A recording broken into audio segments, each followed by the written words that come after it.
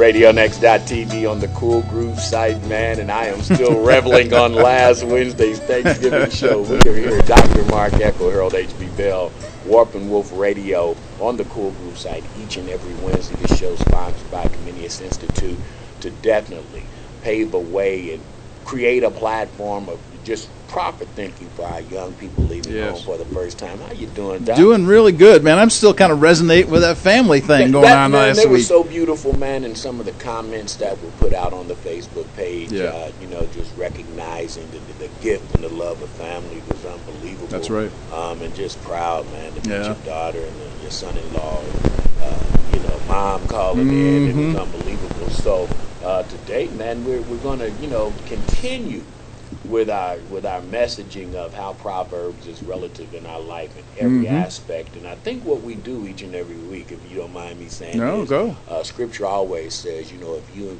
make God the forefront and first in everything you do, then you're doing it in a proper vein. So sports sometimes gets a little misunderstood out there. It does. It does. What the actions are, some of the things that come from it, the physical violence, so to speak. So we're going to be talking about Christian and sports this first hour of the show.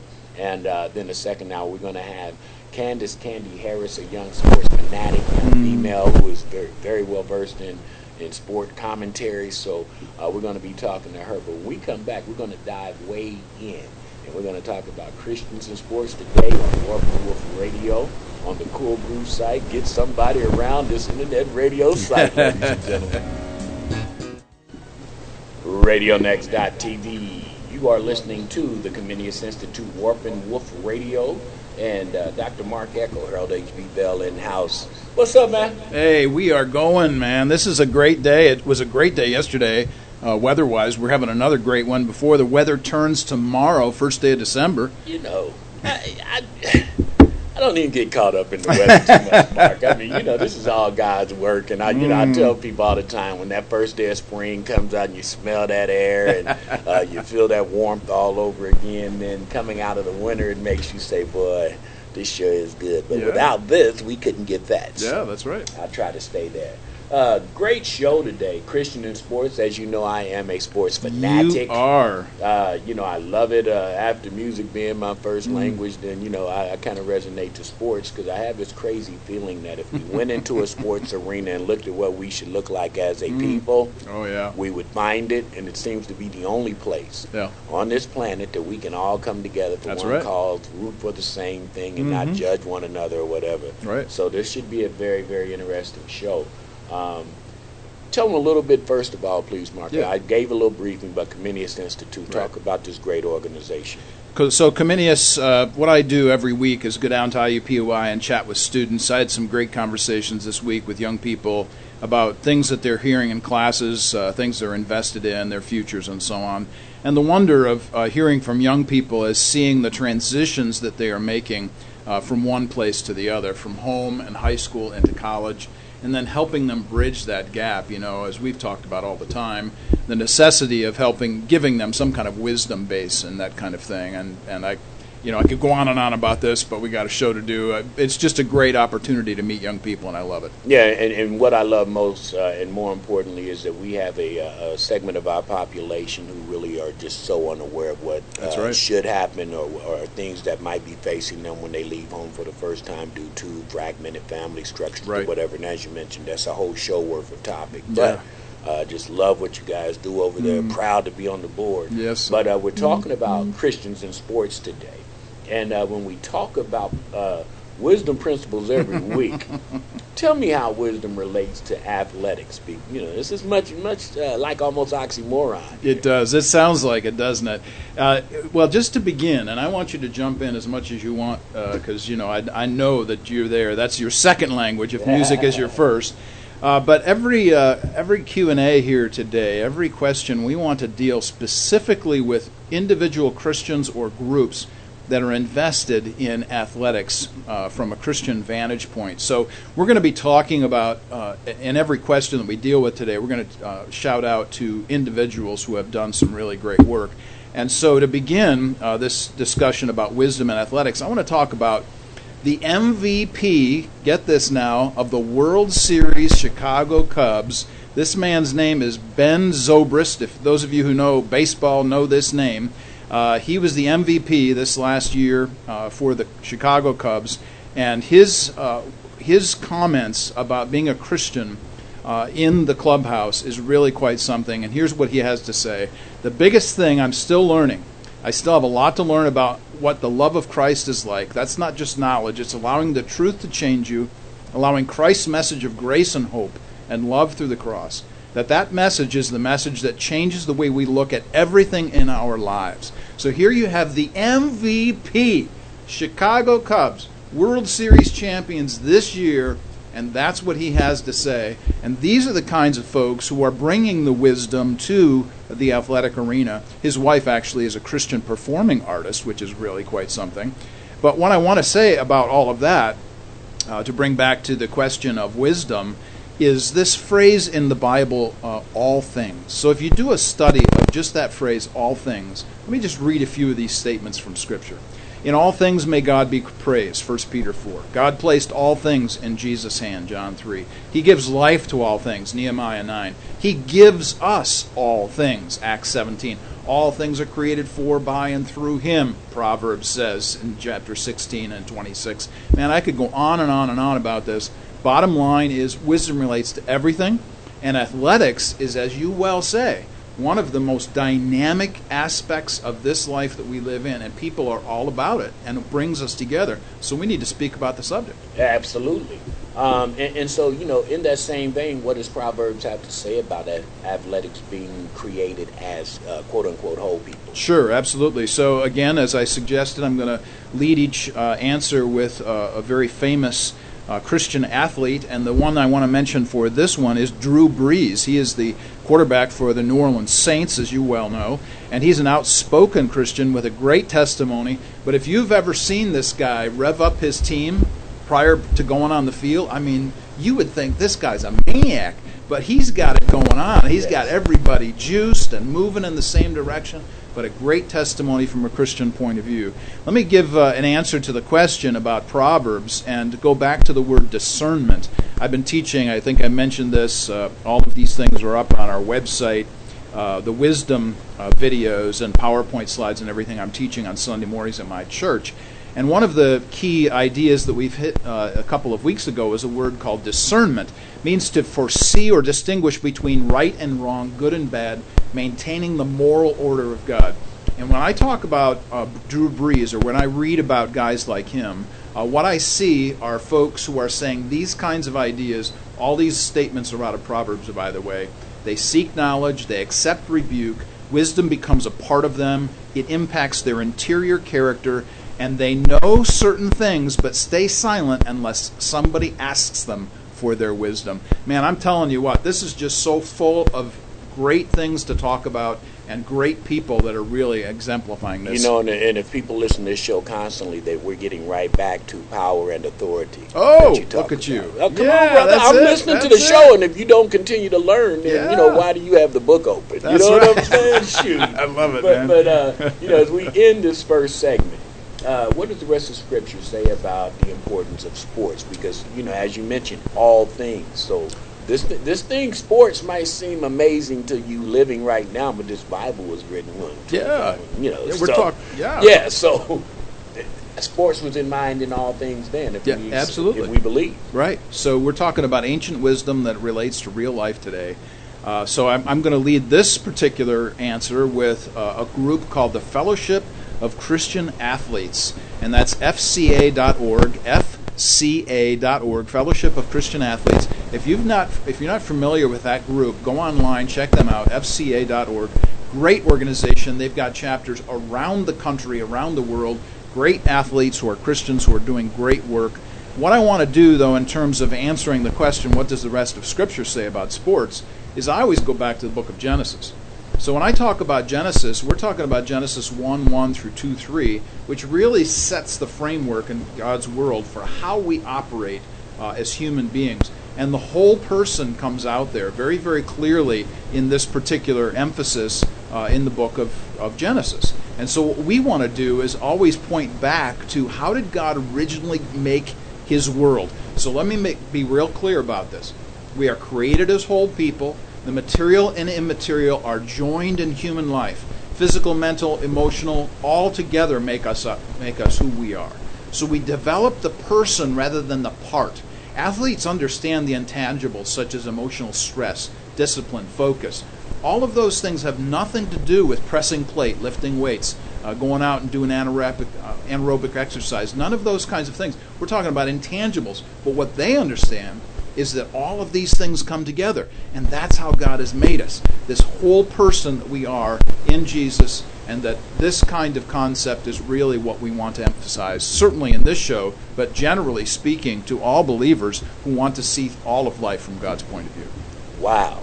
Sports as a Christian. Whoever thought it was that deep? That's right, man. When we come back in the second segment, we're going to continue this conversation about Christians and sports. You are listening to Warp and Woof Radio on the Cool Brews site at RadioNext.tv. And you are listening to Warp and Woof Radio. Dr. Mark Eckel, Harold H.B. Bell, in-house every Wednesday morning, 10 a.m. to 12 p.m. Eastern Standard Time.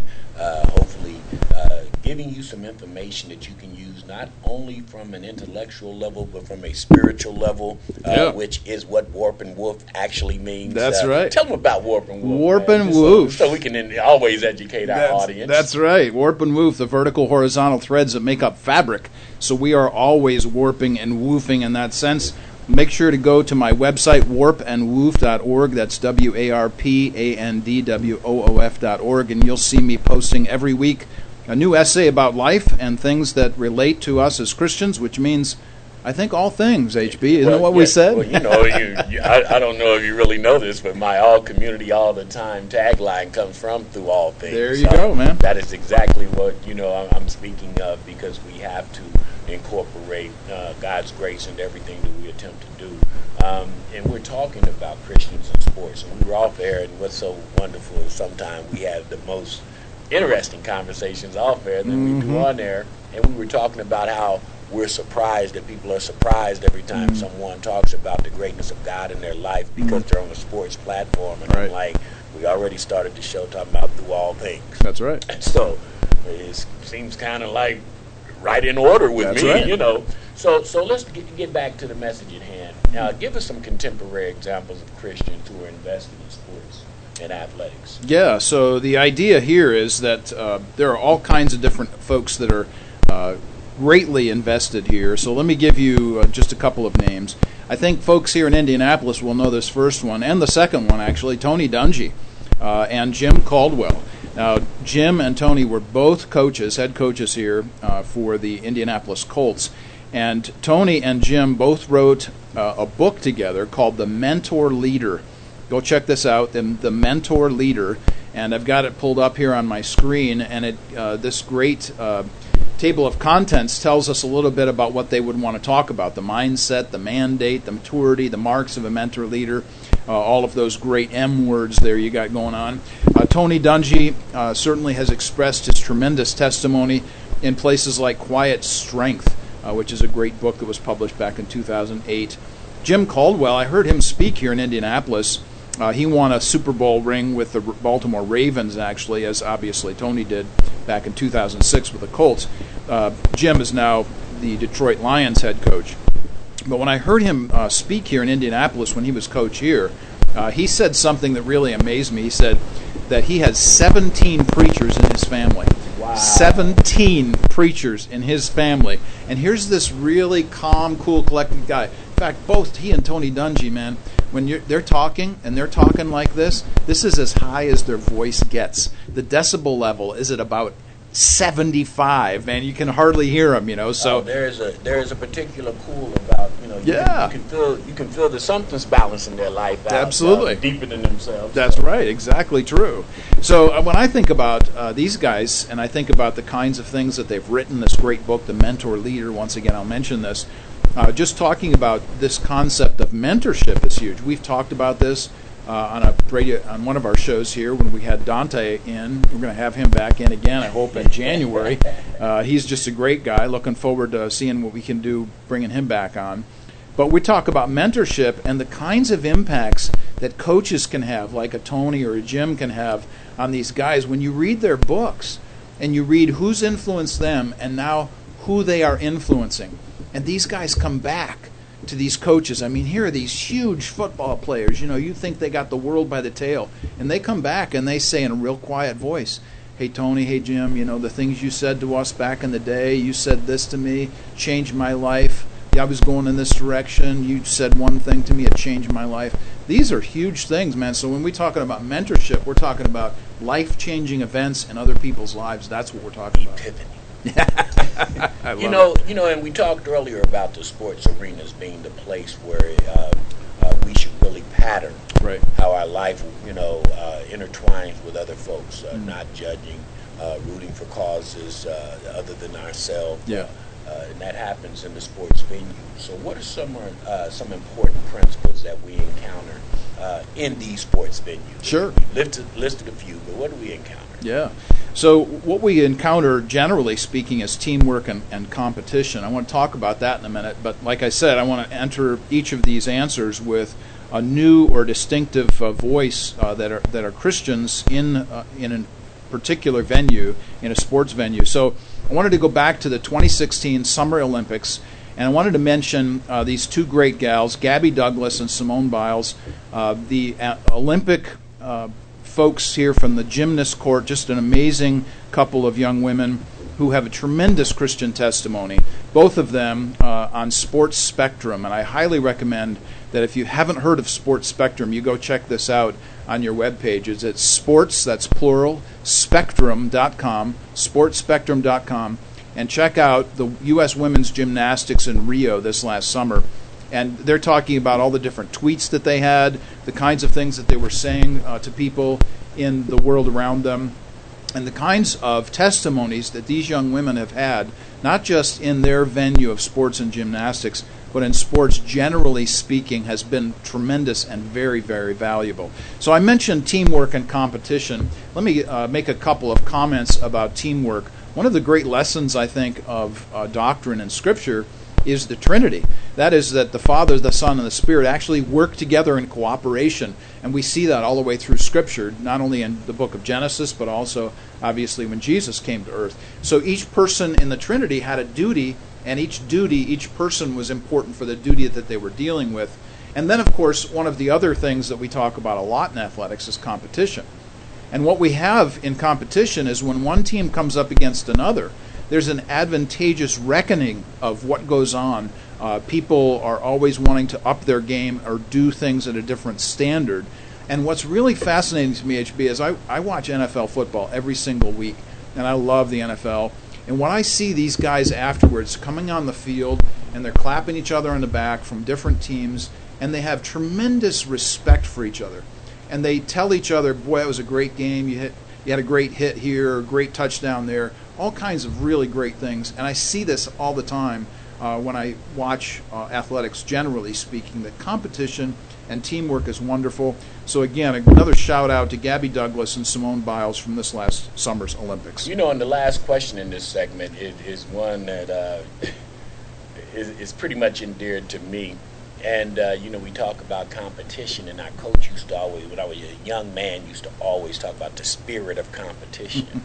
and not until you get older, that when you use the word spirit of, this is something like momentum, something like the wind, as we mention all the time. And to me, when they mention the spirit of, it means there's this force out there that you can't see that force, but you can see the results of that force. Going into this last question, what does participation in athletics do for individuals? Yeah, so let me lead with this very famous NBA player. His name is Stephen Curry. And again, if you want to go to sportspectrum.com, you can find out all about Stephen. But one of the things, you mentioned the word force. This is actually in this article that I'm looking at on my screen. Curry says his faith in Christ is his driving force in his life. Look at you, man. This is wonderful stuff. The Spirit don't lie. Yeah, well, when you're both believers, when you're Christians and these things hit us, they hit us the same way. We might say it in different terms, but it's the same thing. Yeah. So you and I talk about this a little bit. I mean, we've both been athletes in our lives, and some of the things that have happened to us have tremendously influenced us. So talk a little bit about your own background and experience. Well, for me, for me, it was the driving force to take me away from watching and seeing things probably that young men shouldn't see. As you know, single mother, broken home, really didn't know my father. And as early as 7 years old, I was put into tabernacle youth football. I was into Little League baseball at Forza. So there was not a time during the year that I wasn't participating in athletics. And it was definitely the deterrent for maybe some of the things I saw that keep me from going that direction. And it taught me about the spirit of something bigger than you. It taught me giving of yourself for something bigger than yourself. And so at a very early age, probably this way that I live right now is based on sports.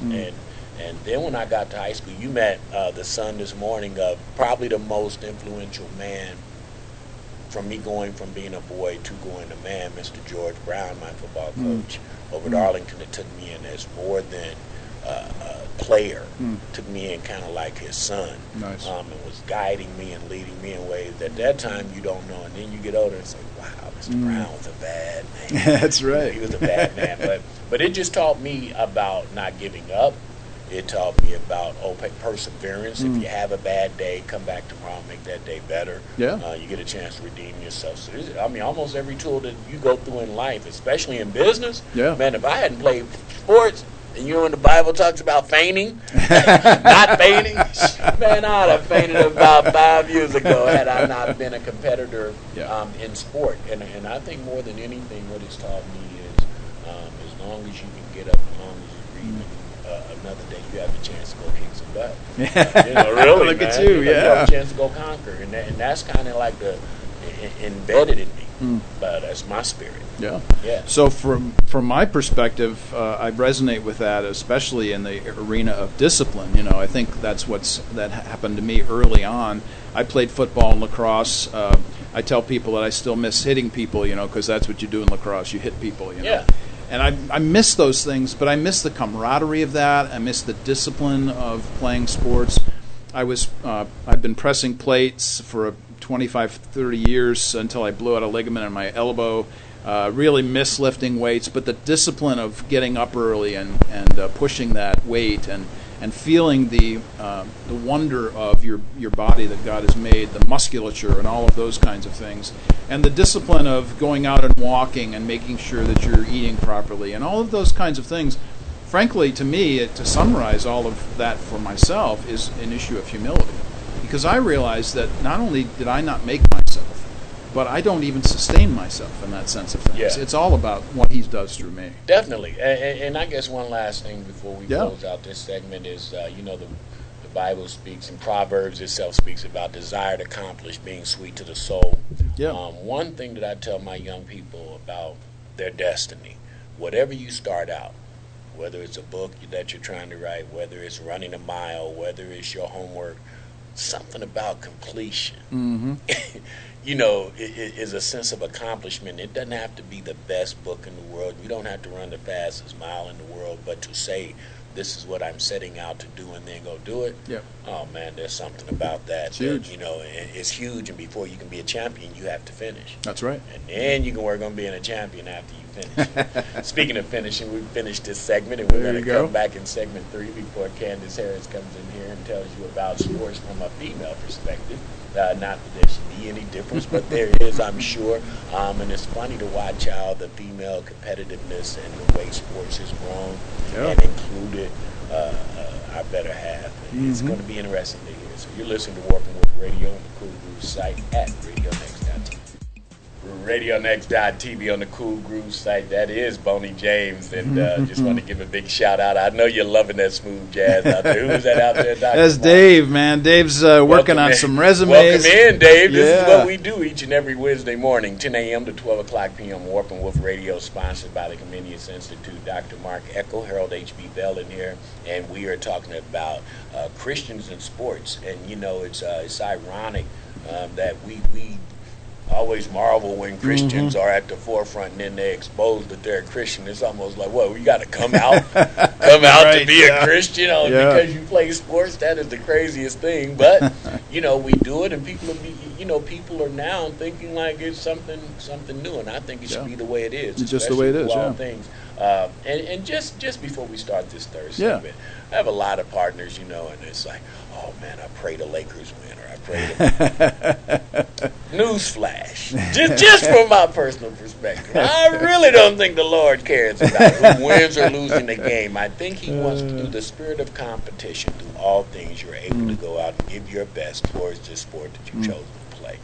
Winning and losing is going to be the results of your efforts, whatever your team does collectively. But I think that your spiritual presence on a team can make you better. Huge. Because now you've got a bigger unification of bigger than yourself. That's right. Although the team is bigger than you, God's bigger than the team, and if you think that way, probably, it's going to change things. It'll change things. So I just like to tell my buddies, that was for some of my partners listening right now. They really think praying is going to make the Cubs win. So, in this last segment, before Candace Harris comes in and talks about sports from the female perspective, why should Christians care about sports, and aren't Christians concerned about eternal things? We kind of just talked about that. Yeah, exactly right. So the one person I want to bring out in this answer would be Derek Carr. He is the quarterback for the Oakland Raiders. He is something, man. I'm telling you what. And if you ever notice, when he passes the ball, on his wrist, on the inside of his wrist, he actually has the ski and the rao, which are the two Greek letters that begin Christos, which is Christ's name. And you see that actually tattooed in ink on his interior wrist. This is what he has to say. Faith is the number one thing in my life. You can ask anyone who knows me. That's the first thing they will tell you. And if they don't, I'm not doing the right thing. That's what's the most important thing to me, to be noticed as a Christian first and a quarterback second. I don't know if the Raider black hole out there in Oakland will resonate with that or not, but I'll tell you what, as long as he's throwing touchdown passes, they'll be good. I don't know, because, I keep going back to the Bible, and I look at those 12 cats following Jesus around. And it's a pretty radical group, we start talking about back in the day, especially Peter, I told you off camera about my feelings about Peter. Yeah, that's right. That's right. Anyway, it's amazing that, people find that, but I think that, Christians are probably, you're talking about the meek shall inherit. Meek don't mean weak. Oh, exactly right. And the warrior side, and the Bible talks strongly about, give me 100 warriors, and I'll take on 10,000, people who don't believe. When we're talking about being a Christian, it's not something that separates you from the temporal world in which we live. Yeah, we focus on eternal things. It's what gives us our passion and so on. But when I think about the old gospel tune, remember that one? This world is not my home, I'm just a passing through. No, man, that's wrong. This world is my home. I'm not just passing through. I bear responsibilities for what God has given to me in this life. And whatever those responsibilities are, if you're a great quarterback like Derek Carr, or if you make the best donuts, or if you make the best music, I don't care what it is, man. Just bring it. Bring it. That's it. Yeah, because as the body, that's how we should participate and operate. Whatever your gift is, has a part of this body that should be exposed. That's right. And recognized. This is an interesting question here. How do Christians participate in sports when sports promote sinful behaviors? And I guess I need to find out what are sinful behaviors. Well, what I meant by that question is really just the issue of, what we tend to focus on is the negative. And you and I are not like that. I mean, we're very positive people. We're really trying to push out the positive thing. And what I want to say about that is we need to look at a guy like Matthew Slater, who, and I apologize for saying this, plays for the New England Patriots. I cannot stand the New England Patriots because they're such a thorn in the side of the Colts. But nonetheless, they were Super Bowl champs in 2015. Matthew Slater, when they won the Super Bowl, fell to his knees and prayed. And this is what he had to say about that. He said, "This is my job. I am the football's best gunner, but I am also relentlessly following Jesus." What's really fascinating, this is what his teammates say about him. God has given him a tremendous favor with us. Coaches and teammates say this. He is the team captain and unofficial player pastor. Check that out. A player pastor, a true leader in and outside of the locker room. The team gravitates toward him. It's clearly God working through him.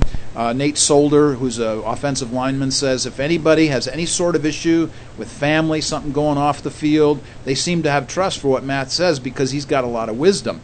Oh, wisdom. Does that sound vaguely like what we talk about in here? Wisdom and knowledge meeting? Is that what we're talking about? Yeah, exactly.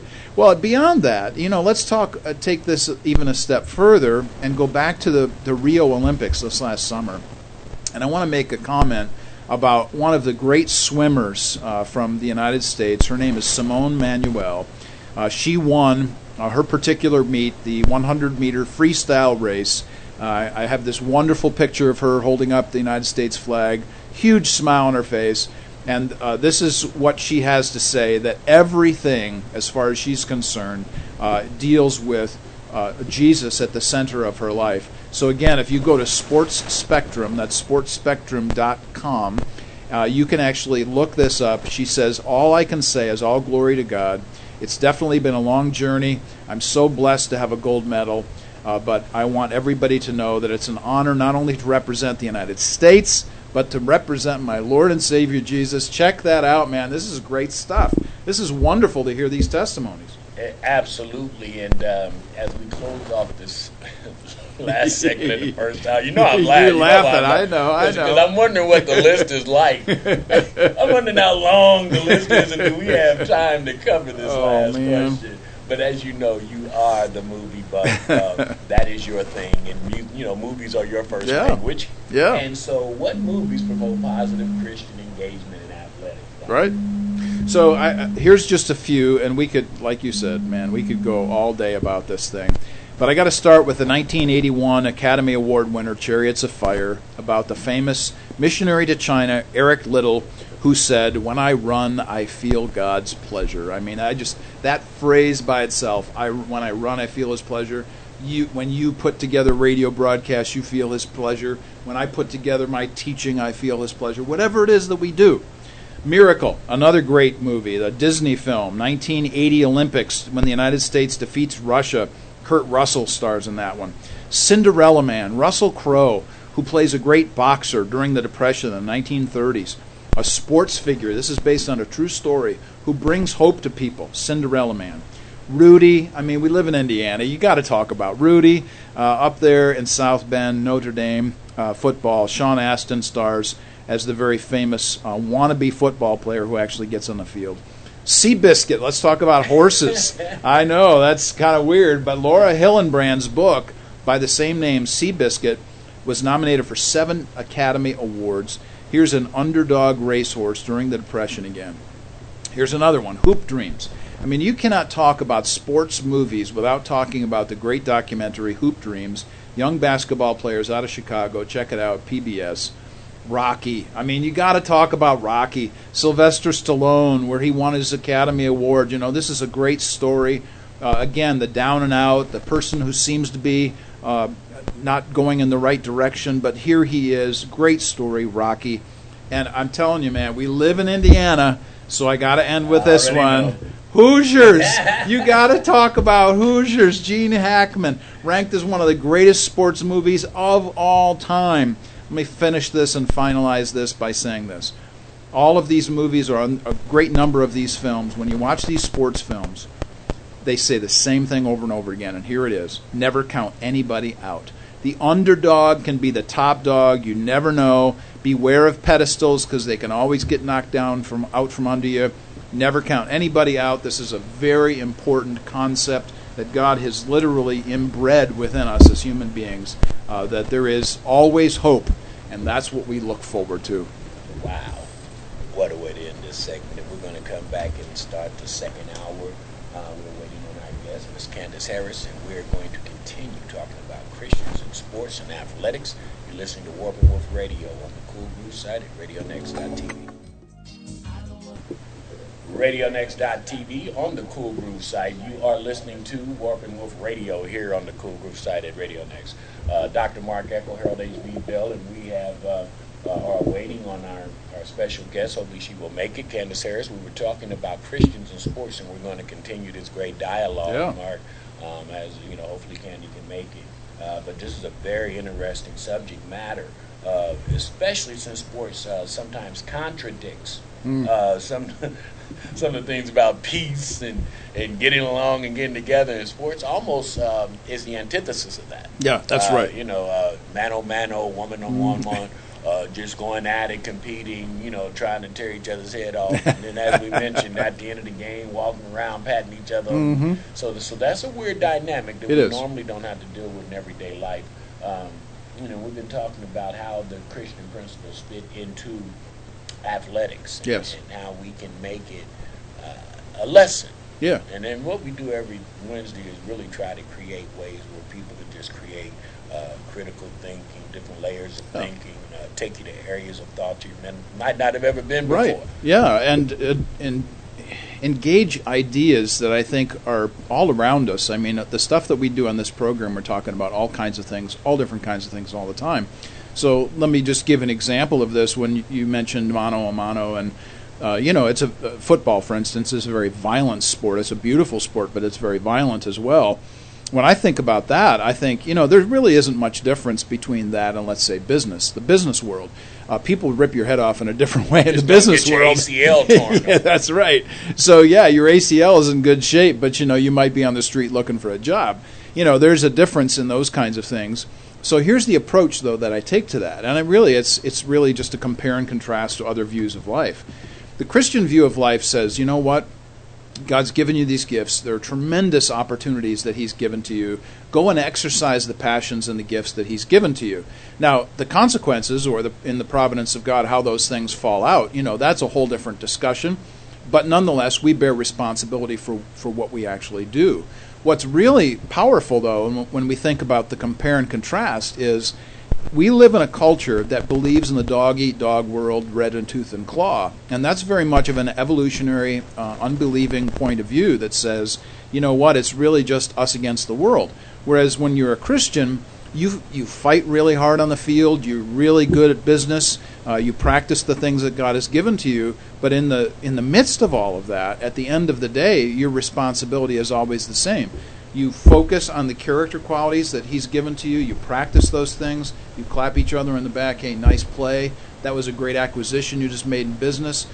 Celebrate people's successes. Be enjoying of everything and everybody that's doing good in the world. Unbelievable how we can just transfer sports into everyday life and living. And for the people who don't like sports, I always try to tell them it's way deeper than just physical competition. Oh my, yes. It's way deeper than a one-loss record.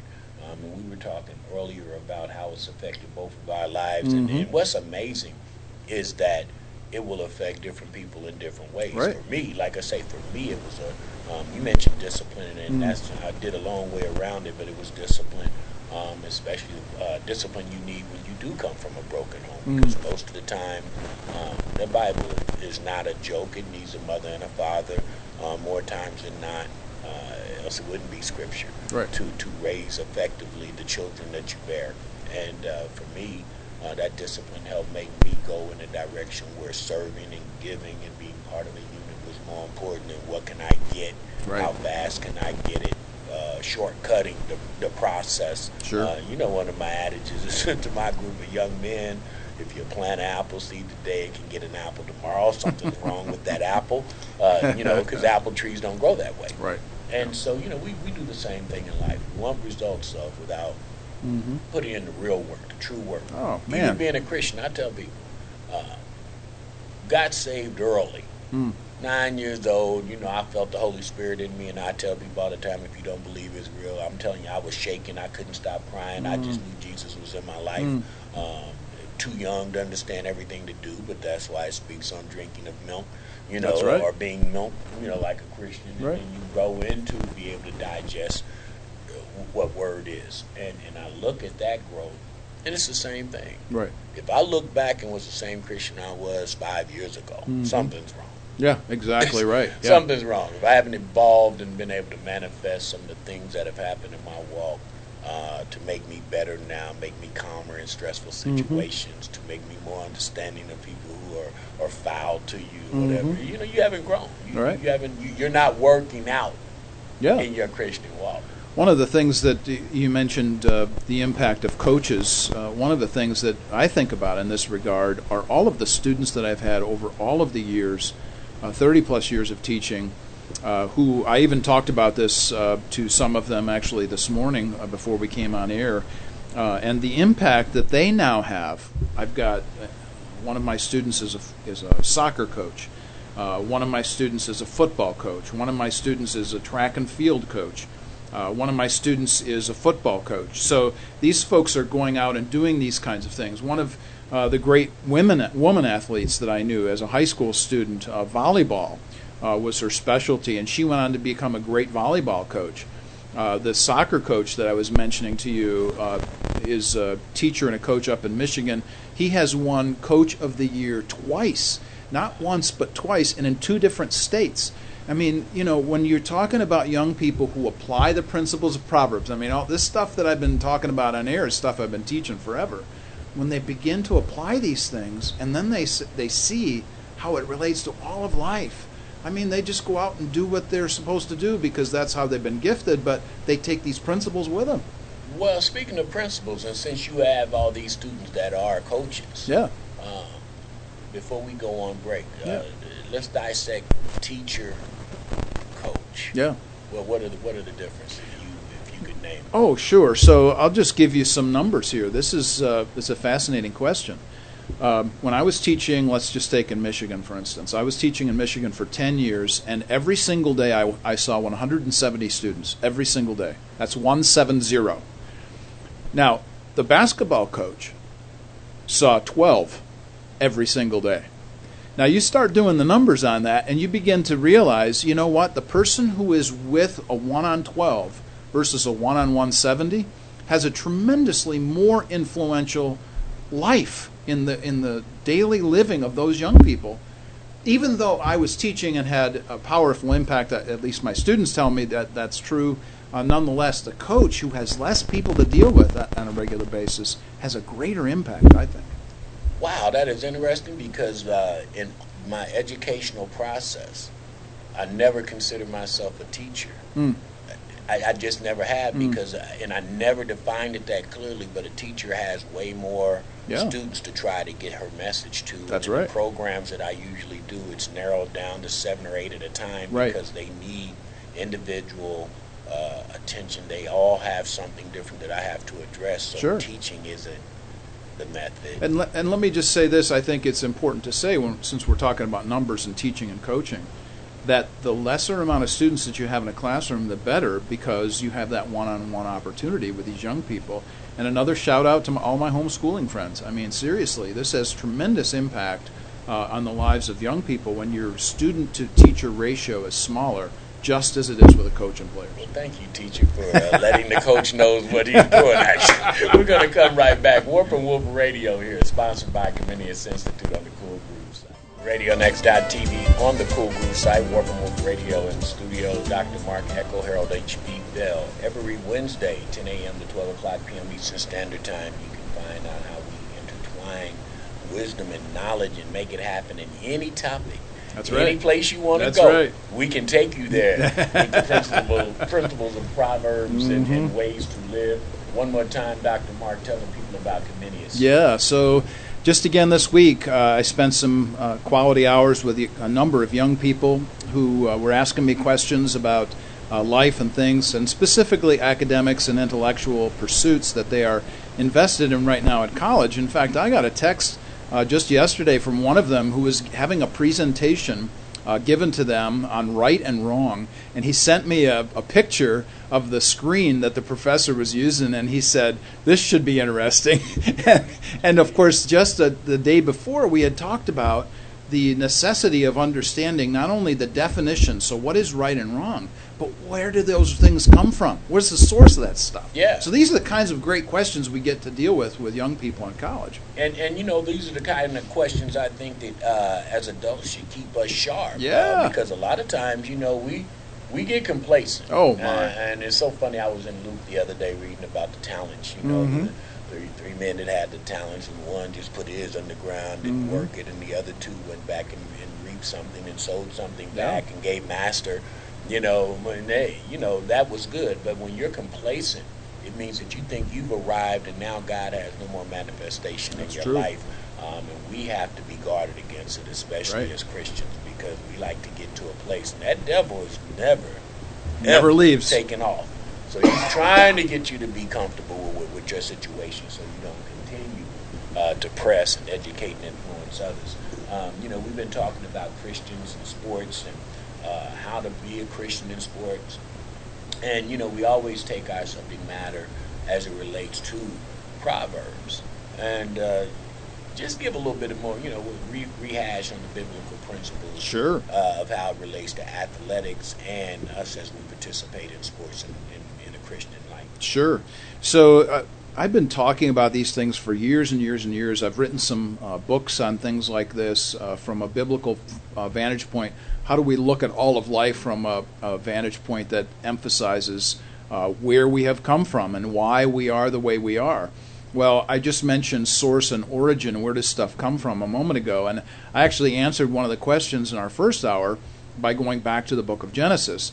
And so one of the things that we always want to emphasize is that God is the source and origin of all things. And if that's true, then we bear responsibility to give him glory for everything that he's given to us. Now, the flip side is also true and important. And here's something that's really crucial for us to remember. We have been given this wonderful creation. So we have the opportunity then to do one of two things. You either worship the creation or you worship the Creator.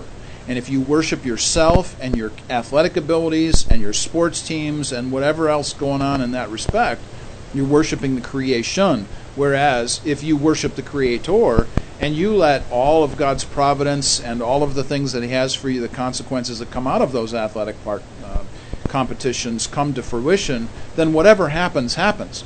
And that's not up to us. Our responsibility as human beings is to do what we've been given to do. Our responsibility isn't the end result of whatever that is. And so we must make sure that we make a distinction between creation, creator, and which one we're going to worship. And I don't think that we should paint these little big fluffy white clouds and baby blue backdrop either. No. No. I was not the Christian I am. Let me put it like this. Christ was in my heart very early, but I did not participate in my athletic field as a Christian that I know Christian now. Yeah.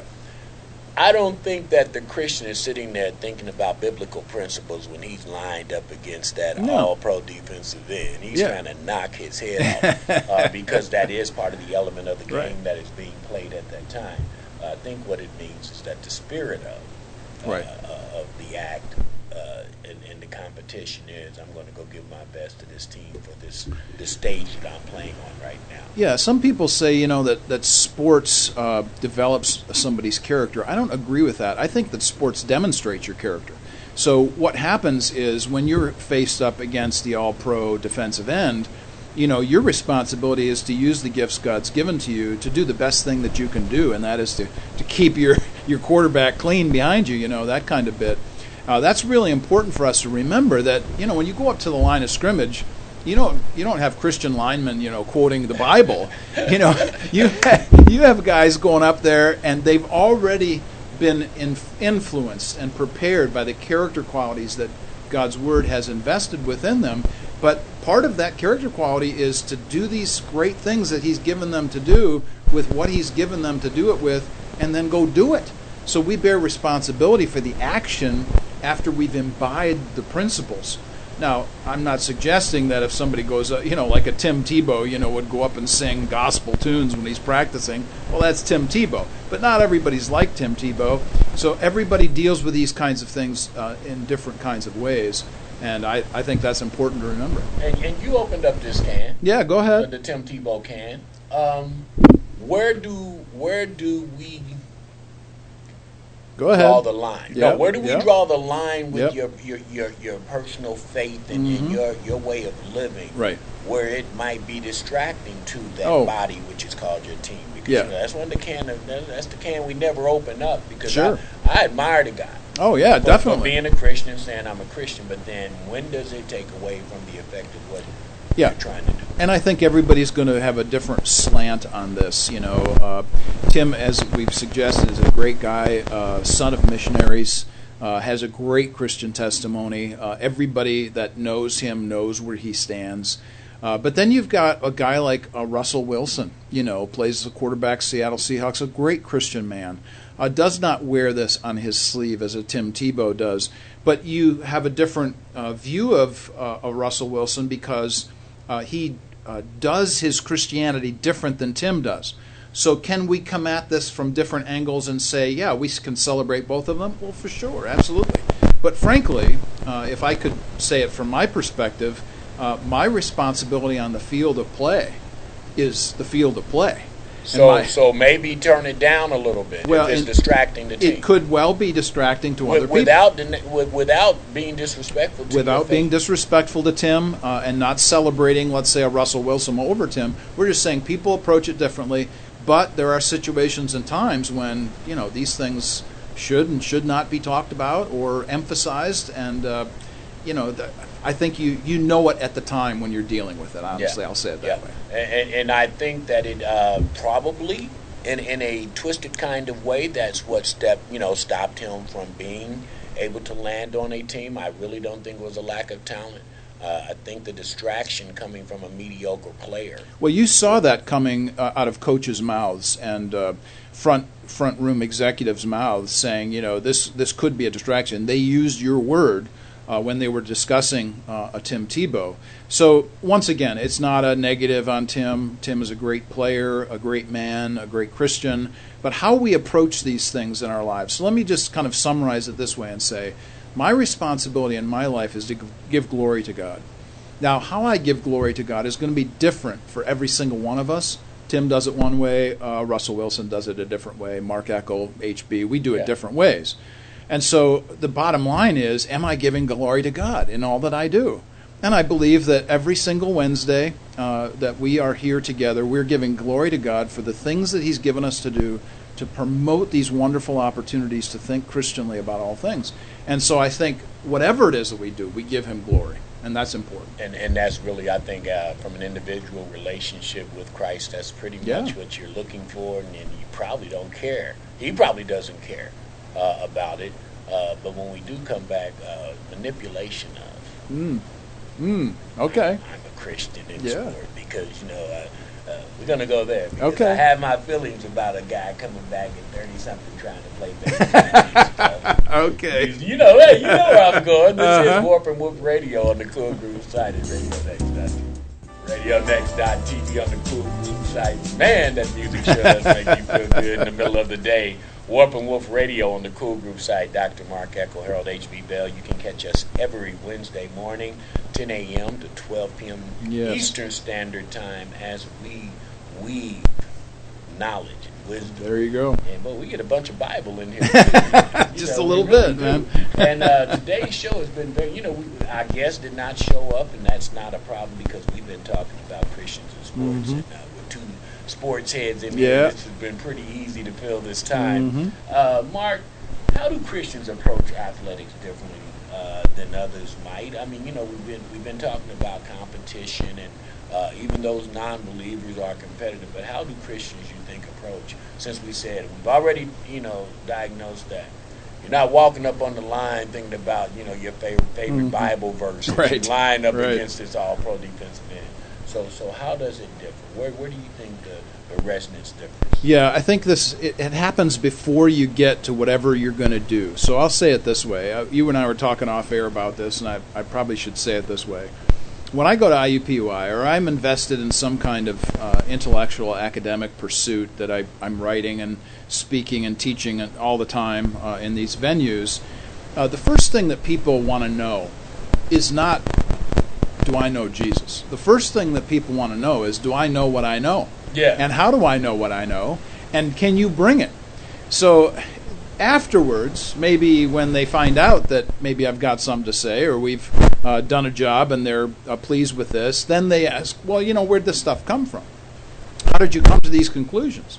Well, then's the time that I get an opportunity to give witness about, hey, this is a Christian view of life and things. This is how I think all the time. The person holds it all together for me is Jesus. That's when the opportunity arises after the event in many respects.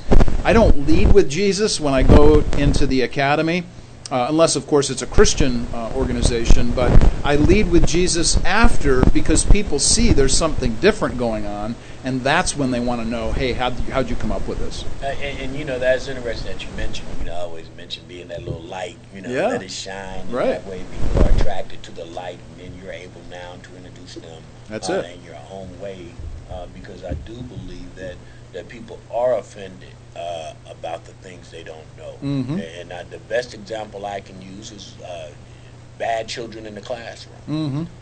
The reason they're bad is because they don't know. Yes. So the only distraction that they have to let people know that they don't know is to act out in certain ways, to try to be a distraction, to be the class clown, whatever it might be. Right. Because they're trying to hide that they don't know. Yeah. And so there's nothing wrong with not knowing. There's something wrong with not knowing and then not wanting to know. Right.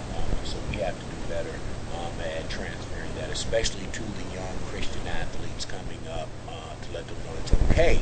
Yeah. But then there's an element of competition that we're dealing with at the same time. Sure. Tell us about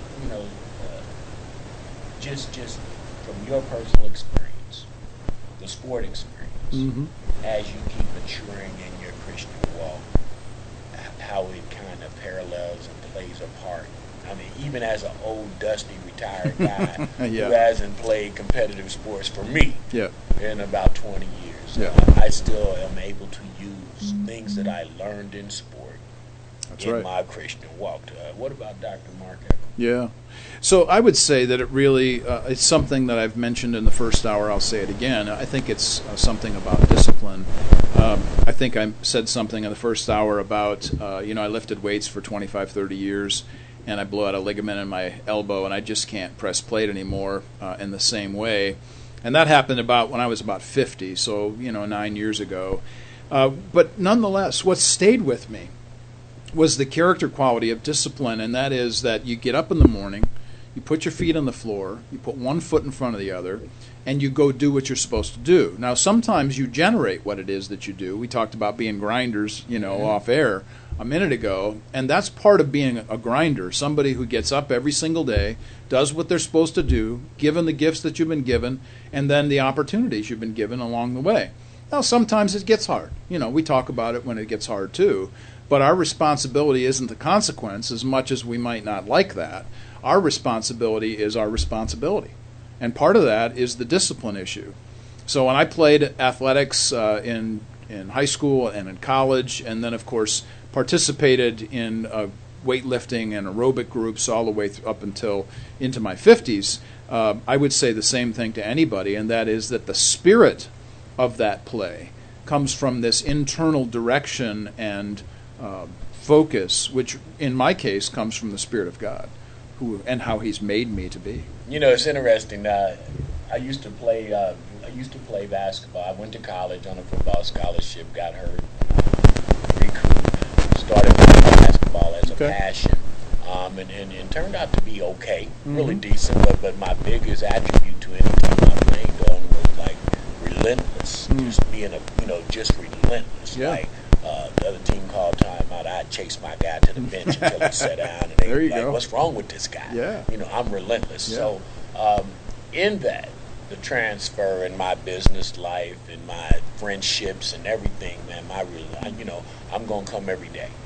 Every day you're gonna get this every day, especially the parts I can bring. You can bring hustle, you can bring being on time, you can bring a focused attitude. Your shot might not fall, might not be your best day dribbling, and you might turn it over. But there are key things that I think that you bring every day, and that's much like life.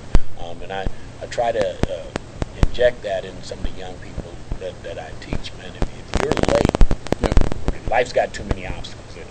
Right. So now if you're late, you've created an obstacle for yourself. If you didn't study, you created another obstacle for yourself. There it is. If you don't know what your teammate next to you is supposed to do, or the students in there, now you created another. So see, these are things that you can eliminate in the rules of life that says be aware and be ready for all those things that you can't control, and then you have to adjust so those things that you can have those in the box. Have those in the box already taken care of. So two of the most important foundation stones. I tell my students this all the time.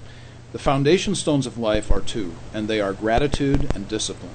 Gratitude acknowledges that there is someone else outside of you to whom you must give honor and respect and due, which is, in our case as Christians, the Lord of hosts, the one who has given us all things, the personal, eternal creator of the universe. So I give gratitude to the one who has given me these things, but I then bear responsibility for the discipline. So while I give honor to the one outside of me, I also bear responsibility for what's inside of me, Definitely. which is the discipline that needs to come alongside that. So my responsibility with God is to do what He has given me to do. My responsibility is not to make sure that things turn out the way I want them to turn out, as much as I would like to do that. Absolutely. And as we start to get near the close of today's show, this has been very intriguing and pretty, really rewarding, Yes. back to what we talked about, deal with what God gives you, and then you can expose some things, and we are doing just that.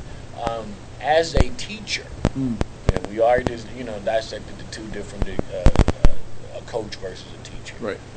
Coach has a smaller group of people and can be way more influential. As a teacher, and you have young Christ believers coming in, and we already know that age group of people are going to have different levels of their Christian perspective. Yes. How do we, with the Comenius Institute and through working with radio, as a teacher, how do you assess lesson planning? How do you prepare instruction for those different layers and levels of people that some just had the seed planted, some are like, so you had two guests on that came from households where both parents were preachers, and I mean their depth of being a Christian is going to be a lot deeper than those new ones that you might have planted. See, how do we teach effectively a whole group? Right. Yeah. With different layers and levels of thinking. Yeah, that's a great question. I would say my first response is always going to be the same, and that is meet people where they're at.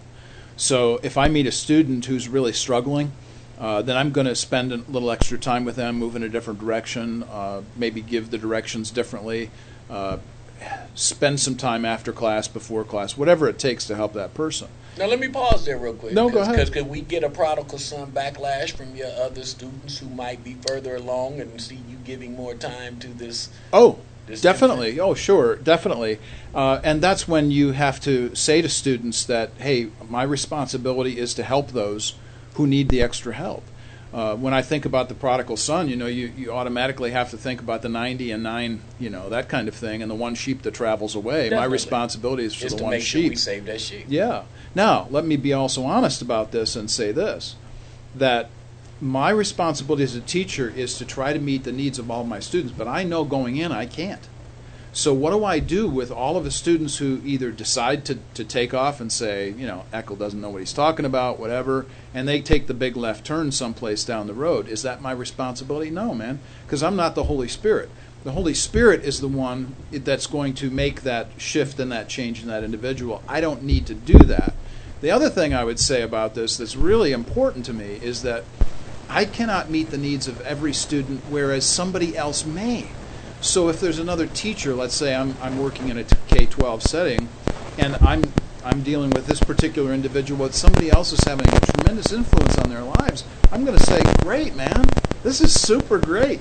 Maybe I don't have as much of an influence, but I give that over to somebody else that's going to, and I don't have any problem with that, because there's a whole bunch of folks out there that need us, and we can go in those directions. And in the spirit of sport, that is what we probably should be doing, is making sure that the best for the individuals that we're trying to bring through and learn and hear to principles of Proverbs, regardless if it's Mark Eckel or regardless if it's Harold Bell, as long as someone with the right voice can reach that person. That's right.